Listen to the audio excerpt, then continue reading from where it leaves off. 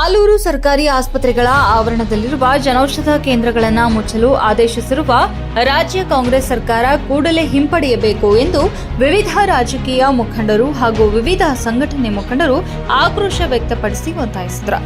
ಬಡಜನರಿಗೆ ದುಬಾರಿ ಔಷಧಗಳನ್ನು ಕಡಿಮೆ ದರಕ್ಕೆ ನೀಡುತ್ತಿದ್ದ ಜನೌಷಧ ಕೇಂದ್ರ ಮುಚ್ಚುವ ಕಾಂಗ್ರೆಸ್ ಸರ್ಕಾರದ ನಿರ್ಧಾರ ಖಂಡನೀಯ.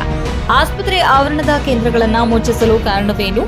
ಖಾಸಗಿ ಮೆಡಿಕಲ್ ಮಾಫಿಯಾಗೆ ಮಣಿದು ಜನೌಷಧ ಕೇಂದ್ರ ಸ್ಥಗಿತಗೊಳಿಸಿರುವ ಕಾಂಗ್ರೆಸ್ ಸರ್ಕಾರ, ಮುಖ್ಯಮಂತ್ರಿ, ಆರೋಗ್ಯ ಸಚಿವರು, ವೈದ್ಯಕೀಯ ಶಿಕ್ಷಣ ಸಚಿವರು ಇದಕ್ಕೆ ಉತ್ತರಿಸಬೇಕು ಎಂದು ಆಗ್ರಹಿಸಿದರು. ಜೆಡಿಎಸ್ ತಾಲೂಕು ಅಧ್ಯಕ್ಷ ಕೆಎಸ್ ಮಂಜೇಗೌಡ ಮಾತನಾಡಿ, ರಾಜ್ಯದ ನೂರಾರು ಜನೌಷಧ ಕೇಂದ್ರಗಳು ಪ್ರಾಥಮಿಕ ಆರೋಗ್ಯ ಕೇಂದ್ರ, ಸಮುದಾಯ ಆರೋಗ್ಯ ಘಟಕ, ತಾಲೂಕು ಹಾಗೂ ಜಿಲ್ಲಾ ಆಸ್ಪತ್ರೆಗಳ ಆವರಣದಲ್ಲಿ ಕಾರ್ಯನಿರ್ವಹಿಸುತ್ತಿವೆ. ಈ ಕೇಂದ್ರಗಳು ಸಾಮಾನ್ಯ ಬಡ ಜನತೆಗೆ ಅತ್ಯಂತ ರಿಯಾಯಿತಿ ದರಗಳಲ್ಲಿ ಔಷಧಗಳನ್ನು ಪೂರೈಕೆ ಮಾಡುತ್ತಿವೆ. ಖಾಸಗಿ ಮೆಡಿಕಲ್ ಶಾಪ್ಗಳಲ್ಲಿ 200 ರೂಪಾಯಿ ಇರುವ ಮಾತ್ರೆಗಳು ಜನೌಷಧ ಅಂಗಡಿಗಳಲ್ಲಿ ಕೇವಲ 20 ರೂಪಾಯಿಗಳಿಗೆ ದೊರೆಯುವ ಜೊತೆಗೆ ಖಾಸಗಿ ಮೆಡಿಕಲ್ ಶಾಪ್ಗಳಿಗಿಂತ 80% ಜನರಿಗೆ ಕಡಿಮೆ ಸಿಗುತ್ತಿವೆ.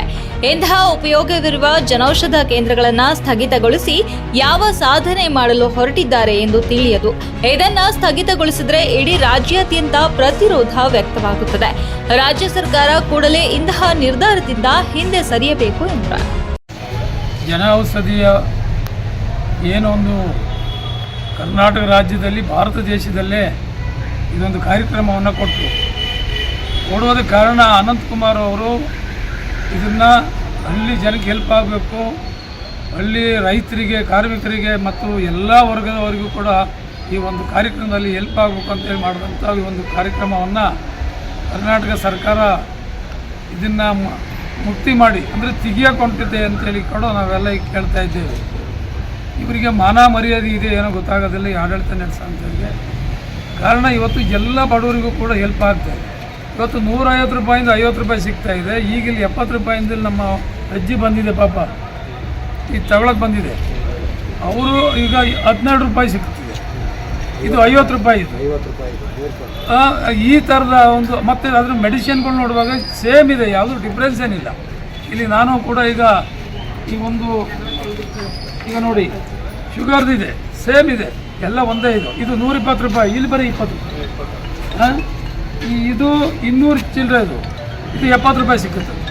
ಈ ಥರದ ಒಂದು ಔಷಧಿಗಳು ಕೂಡ ಎಲ್ರಿಗೂ ಸಿಗ್ತಾ ಇರೋದ್ರಿಂದ ಇದನ್ನು ತೆಗಿಬಾರ್ದು. ಸರ್ಕಾರ ಇದನ್ನು ಯೋಚನೆ ಮಾಡಬೇಕು. ಕಾರಣ ಇವರು ಯಾವುದೋ ಒಂದು ಬೆನಿಫಿಟ್ ಕೊಡ್ತೀವಿ, 2,000 ಕೊಡ್ತೀವಿ, ಇನ್ನೊಂದು ಕೊಡ್ತೀವಿ ಅಂತ ನಾಚಿಕೆ ಆಗಬೇಕು. ಇಂಥವೆಲ್ಲ ತೆಗೆದು ಅವ್ರು ಕೊಡೋಕೆ ಹೋಗಿ. ರೈತ ಸಂಘಗಳ ಒಕ್ಕೂಟಗಳ ರಾಜ್ಯಾಧ್ಯಕ್ಷ HB ಧರ್ಮರಾಜ್ ಮಾತನಾಡಿ, ಕಳೆದ 2 ವರ್ಷಗಳಿಂದ ರಾಜ್ಯದಲ್ಲಿ ಆಡಳಿತ ನಡೆಸುತ್ತಿರುವ ಕಾಂಗ್ರೆಸ್ ಸರ್ಕಾರ ಗ್ಯಾರಂಟಿಗಳ ಹೆಸರಿನಲ್ಲಿ ಜನಸಾಮಾನ್ಯರ ದಿನನಿತ್ಯ ಬಳಸುವ ಅಗತ್ಯ ವಸ್ತುಗಳ ಬೆಲೆ ಏರಿಸುವ ಮೂಲಕ ಜನ ವಿರೋಧಿ ನೀತಿ ಅನುಸರಿಸಿತ್ತು. ಆಸ್ಪತ್ರೆಗಳ ಮುಂಭಾಗದಲ್ಲಿರುವ ಪ್ರಧಾನಮಂತ್ರಿ ಜನೌಷಧ ಕೇಂದ್ರಗಳಲ್ಲಿ ಜನರಿಗೆ ಕಡಿಮೆ ದರದಲ್ಲಿ ಕೈಗೆಟುಕುವ ರೀತಿಯಲ್ಲಿ ಮೆಡಿಸಿನ್ ಸಿಗುತ್ತಿತ್ತು. ಇದರಿಂದ ಜನಸಾಮಾನ್ಯರಿಗೆ ತುಂಬಾ ಅನುಕೂಲವಾಗುತ್ತಿತ್ತು. ಆದರೆ ಇದಕ್ಕಿಂತ ರಾಜ್ಯ ಸರ್ಕಾರ ಜನೌಷಧ ಕೇಂದ್ರಗಳನ್ನು ಸ್ಥಗಿತಗೊಳಿಸುವಂತೆ ಆದೇಶ ನೀಡಿದೆ. ಕೇಂದ್ರ ಸರ್ಕಾರದ ಉದ್ದೇಶಕ್ಕೆ ಅಡ್ಡಿಪಡಿಸಿದಂತಾಗುತ್ತದೆ. ಆದ್ದರಿಂದ ರಾಜ್ಯ ಸರ್ಕಾರ ಸದರಿ ವಿಷಯದ ಬಗ್ಗೆ ಪರಿಶೀಲಿಸಿ ಸಂಬಂಧಪಟ್ಟ ಅಧಿಕಾರಿಗಳಿಗೆ ಕೂಡಲೇ ಅಗತ್ಯ ಕ್ರಮ ಕೈಗೊಳ್ಳಲು ಸೂಚಿಸಬೇಕು ಎಂದು ಕೋರಿದ್ದಾರೆ. ನಾವು ಈಗ BP ಮಾತ್ರೆ ಎಲ್ಲ ಹೊರಗಡೆ ತಗೊಂಡ್ರೆ ಒಂದು ಸೀಟ್ 10 ಮಾತ್ರೆಗೆ 100 ರೂಪಾಯಿ ಕೊಡಬೇಕು. ಇಲ್ಲಿ ಬರೀ 15 ರೂಪಾಯಿ ಸಿಗ್ತಾ ಇದೆ ಅಂತ ಇದನ್ನ ಕ್ಯಾನ್ಸಲ್ ಮಾಡಿಬಿಟ್ರೆ ನಾವು ಬಡವರು ಎಲ್ಲಿಗೆ ಹೋಗಬೇಕು? ಇದು ಖಂಡಿತ ಇದನ್ನು ತೆಗೆದ್ರೆ ಜನಪರ ಹೋರಾಟ, ತುಂಬ ಹೋರಾಟ ಮಾಡ್ತೀವಿ, ಬಿಡೋದೇ ಇಲ್ಲ. ಯಾವುದೇ ಕಾರಣಕ್ಕೂ ಇದನ್ನು ತೆಗಿಬಾರ್ದು ಅಂತ ನಾವು ಕೇಳ್ತಾ ಇದ್ದೀವಿ. ಜನೌಷಧಿ ಕೇಂದ್ರದಿಂದ ತುಂಬ ಜನಕ್ಕೆ ಉಪಯೋಗ ಆಗ್ತಾ ಇದೆ. ಶುಗರ್ ಮಾತ್ರೆನೂ ಅಷ್ಟೇ, ಇಲ್ಲಿ ಬಂದರೆ ಬರೀ 15 ರೂಪಾಯಿ ಸಿಗುತ್ತೆ, ಹೊರಗಡೆ ಹೋದರೆ ಅದಕ್ಕೆ 100 ರೂಪಾಯಿ ಕೊಡಬೇಕು 10 ಮಾತ್ರೆಗೆ. ಇಂಥ ಪರಿಸ್ಥಿತಿಲಿ ಪ್ರಧಾನಮಂತ್ರಿಗಳು ಅಷ್ಟು ಉಪಯೋಗ ಪಡೋ ಅಂತ ಇದನ್ನು ಕೊಟ್ಟರೆ ಅದನ್ನು ಇವರು ಸದುಪಯೋಗ ಪಡಿಸ್ಕೊತಾ ಇದ್ದರೆ ರಾಜ್ಯ ಸರ್ಕಾರದವರಿಗೆ ಜನಗಳ ಮೇಲೆ ಯಾಕೆ ಈ ಥರ ಆಕ್ರೋಶ ಅಂತ ಗೊತ್ತಾಗ್ತಾ ಇಲ್ಲ. ಖಂಡಿತ ಇದನ್ನು ನಾವು ವಿರೋಧ ಮಾಡ್ತೀವಿ, ತೆಗಿಯೋಕ್ಕಾದ್ರೂ ಬಿಡೋದೇ ಇಲ್ಲ. ನಿರಂತರ ಹೋರಾಟ ಮಾಡ್ತೀವಿ, ಬಿಡೋದೇ ಇಲ್ಲ ಮಾತ್ರ ತೆಗೆದ್ರೆ. ಯಾಕೆಂದರೆ ನಾವು ಬಡವರೆಲ್ಲ ಎಲ್ಲಿಗೆ ಹೋಗ್ಬೇಕು? ನಾವು ಅಷ್ಟೊಂದು 100 ರೂಪಾಯಿ ಕೊಡ್ತಂದು ಇಲ್ಲಿ 15 ರೂಪಾಯಿ ಸಿಗೋದು, ಹೊರಗಡೆ ಯಾಕೆ 100 ರೂಪಾಯಿ ಮಾಡ್ತಿದ್ದಾರೆ ಅಂತ ಗೊತ್ತಾಗ್ತಾ ಇಲ್ಲ. ಹಾಸ್ಪಿಟ್ಲವರು ಏನೋ ಅಡ್ಜಸ್ಟ್ಮೆಂಟ್ ಮಾಡ್ಕೊಂಡಿದ್ದಾರೋ ಏನೋ ಎಂತು ಅಂತ ನಮಗೆ ಗೊತ್ತಿಲ್ಲ. ಒಟ್ಟಿನಲ್ಲಿ ನಮಗೆ ಜನೌಷಧಿ ಕೇಂದ್ರ ಬೇಕೇ ಬೇಕು. ಇದನ್ನು ತೆಗೆದ್ರೆ ಮಾತ್ರ ತುಂಬ ಹೋರಾಟ ಮಾಡ್ತೀವಿ, ನಾವು ಬಿಡೋದಿಲ್ಲ, ಎಲ್ಲ ಕಡೆನೂ ಹೋರಾಟ ಮಾಡ್ತೀವಿ.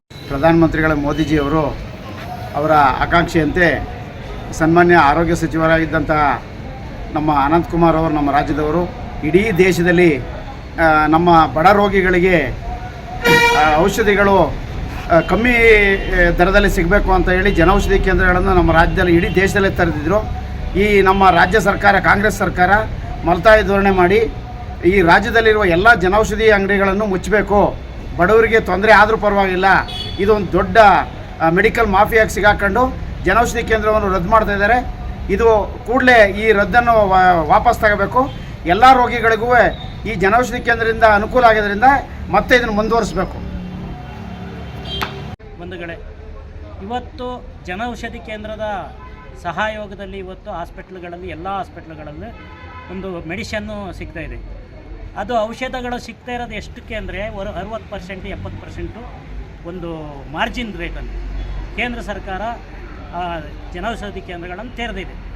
ಇದನ್ನು ರಾಜ್ಯ ಸರ್ಕಾರ ಇವತ್ತು ಮುಚ್ಚಲಿಸಲಿಕ್ಕೆ ಹೊರಟಿದೆ. ಇವತ್ತು ಇಲ್ಲಿ ಈ ಭಾಗದಲ್ಲೆಲ್ಲ ಬೇಕಾದಷ್ಟು ಜನ ಇದ್ದಾರೆ.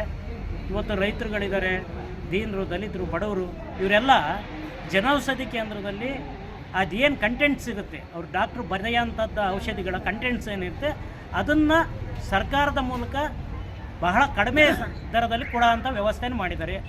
ಇಂಥ ಸಮಯದಲ್ಲಿ ರಾಜ್ಯ ಸರ್ಕಾರ, ಪ್ರಧಾನಮಂತ್ರಿಯವರ ಹೆಸರಿದೆ, ಇದನ್ನು ತೆಗಿಬೇಕು ಅನ್ನೋದು ಹೊರಟಿದೆ ಅಂದರೆ ಇಲ್ಲೆಲ್ಲೋ ಒಂದು ಕಡೆ ರಾಜ್ಯ ಸರ್ಕಾರಕ್ಕೆ ಮಾಫಿಯಾಗಳು, ಇವತ್ತು ಡ್ರಗ್ ಮಾಫಿಯಾಗಳು ಅಂತ ಏನು ಹೇಳ್ತೀವಿ, ಔಷಧಿ ತಯಾರಕರು, ಅವ್ರುಗಳ ಒಂದು ಇವರಿಗೆ. ಈ ಸಂದರ್ಭದಲ್ಲಿ ಕೆವಿ ಮಲ್ಲಿಕಾರ್ಜುನ್, ರೈತ ಸಂಘದ ಮುಖಂಡ ಕೃಷ್ಣಮೂರ್ತಿ, ಕುಮಾರ್ ಕ್ಯಾತನಹಳ್ಳಿ, ನಂಜೇಶ್ ಕಾಟಿಹಳ್ಳಿ ಹಾಗೂ ಇತರರಿದ್ದರು.